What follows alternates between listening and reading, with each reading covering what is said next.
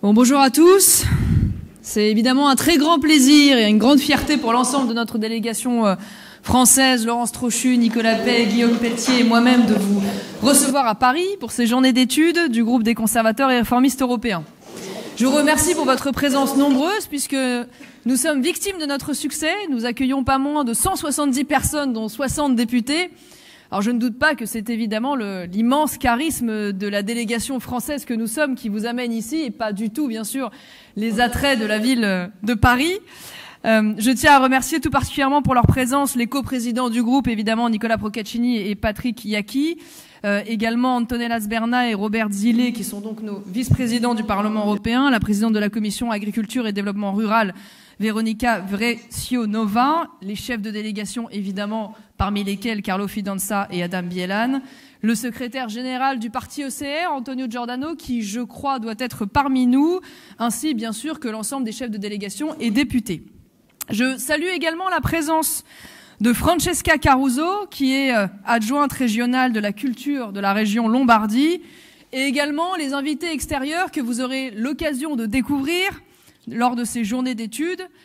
Nicolas Devilliers, qui est président du Puy du Fou, qui est un parc à thème historique, qui a été élu meilleur spectacle du monde en 2024, mais également Véronique Besse, qui est députée nationale, qui est une figure de la droite indépendante et qui nous fait l'amitié de sa présence. Anne Sicard, qui est députée Identité Liberté à l'Assemblée nationale, ainsi que nos deux autres députés nationaux, Thibaut Monnier et Dick Casterman, la philosophe Bérénice Levet et Laurent Dandrieux et Azilis Lecor, qui sont tous deux écrivains et journalistes.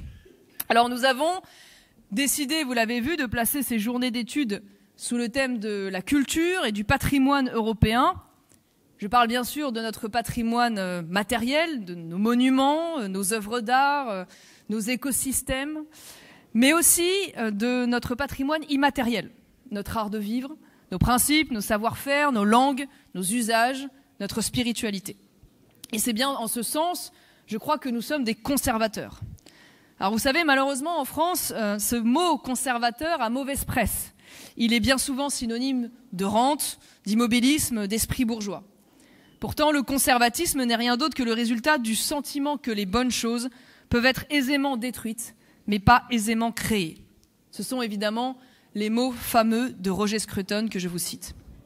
Hériter, protéger, transmettre sont les trois mots d'ordre du combat civilisationnel que nous menons au niveau européen avec ECR et en France avec notre mouvement. Ces trois mots qui ont été le fil conducteur naturel et spontané de générations et de générations d'Européens avant nous. Aujourd'hui, ce fil est tordu. Ce fil est même cassé par les à-coups d'une idéologie mortifère, une idéologie de la déconstruction qui prend diverses formes et divers noms, wokisme, immigrationnisme, multiculturalisme, néo-féminisme, transgenrisme, écologisme, cancel culture, progressisme. Mais au fond, cette idéologie dont nous allons parler poursuit toujours le même objectif, détruire de l'intérieur la civilisation européenne, saper ses fondements à travers la mise en accusation de son incarnation, l'ignoble, mâle, blanc, hétérosexuel et chrétien, éternel coupable de tous les maux, sommé de s'excuser, de se mettre à genoux. Mais nous sommes les acteurs lucides d'un destin où l'homme est le sujet et le moteur de l'histoire. Nous sommes le réalisme quand ils sont l'idéologie, nous sommes la mémoire quand ils sont l'amnésie. Nous sommes le temps long quand ils sont la prochaine introduction en bourse ou la prochaine élection. Et avec ECR en particulier, nous sommes le fer de lance européen de ce grand mouvement historique et politique à l'œuvre en Europe et dans ses extensions occidentales, dont l'élection de Donald Trump et de Javier Milei sont parmi les plus saillantes manifestations. Avec désormais 6 pays où des partis membres d'ECR soutiennent ou participent au gouvernement et 3 premiers ministres, dont évidemment Giorgia Meloni, nous sommes une force de droite incontournable sur le continent. Un réveil, ou plutôt un sursaut, qui nous autorise l'espérance, mais nous enjoint aussi à la responsabilité du travail, être prêt face à l'exigence du pouvoir, prêt à mener la grande bataille culturelle sur laquelle se joue le destin de l'Europe. Et c'est précisément pourquoi nous nous réunissons durant ces 4 jours pour réfléchir, pour débattre, pour être prêts. Et pour conclure, voici en quelques mots le programme qui nous attend. 4 sessions de travail autour des thèmes suivants.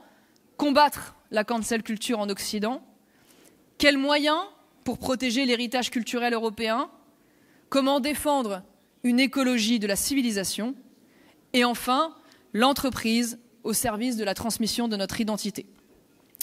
Et puisque nous devons évidemment mêler l'utile à l'agréable pour être efficaces, nous aurons aussi la chance de participer à Éternelle Notre-Dame, une expérience immersive en réalité virtuelle sur l'histoire de la construction de Notre-Dame, suivie par une visite de la cathédrale. Vous savez, je crois, le drame qui a frappé ce joyau de notre civilisation et qui est devenu pour nous un symbole de la persistance européenne et française. Ensuite, nous visiterons l'Assemblée nationale et le château de Versailles. Je veux terminer en remerciant les traducteurs qui nous accompagnent tout au long de ces interventions et débats, et aussi les équipes de la délégation française et du groupe qui vous ont préparé ce programme exigeant et enthousiasmant. Je nous souhaite donc à tous un bon travail, de bons moments, et vous remercie encore pour votre présence.